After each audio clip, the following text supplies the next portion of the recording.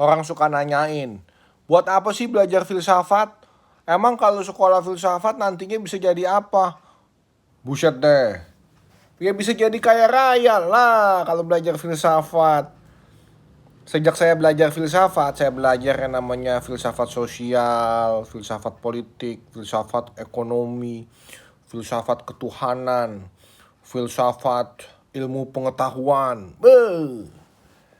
Dari situ saya baca, saya kenal yang namanya George Simmel.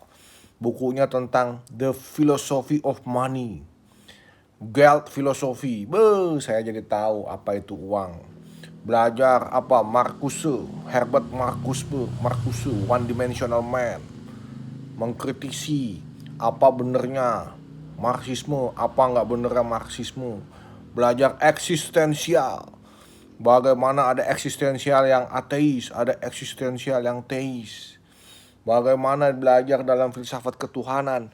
Kita itu bagaimana bisa lebih beriman dengan belajar filsafat ketuhanan. Bagaimana teori bunuh diri diajarkan oleh siapa itu? Tuh kan jadi lupa, nggak dibikin dulu sih tadi. Tuh kan jadi lupa lagi.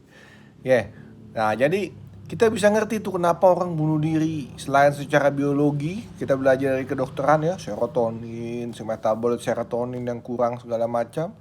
Ya, kita juga bisa mengerti dari segi aspek sosial budaya. Kita bisa tahu kenapa manusia itu sekarang ya kehidupannya lebih ke soal paternalistik. Kenapa warisan itu mengikuti garis ayah, padahal yang berkuasa dulu wanita. Berani lo ngalahin wanita. Yang namanya X sama Y aja, yang X lebih kuat daripada yang Y. Spermatozoa ya 9 bulan lo mengandung. Habis itu ngeluarin anak, belum lagi ngegedein anak. Nah, ya kan? Nah, jadi yang kayak begitu-begitu itu kita mesti tahu, belajar dari filsafat, itu antropologinya. Ya. Baru ingat kan tadi teori bunuh diri Durkheim, Emile Durkheim, ya kan? Jadi belajar filsafat itu banyak bisanya. Jadi katanya ada yang bilang itu filsafat itu ya bisa jadi ular kalau belajar filsafat karena banyak bisanya. Jadi jangan suka merendahkan katanya filsafat itu sekolah tanpa faedah loh.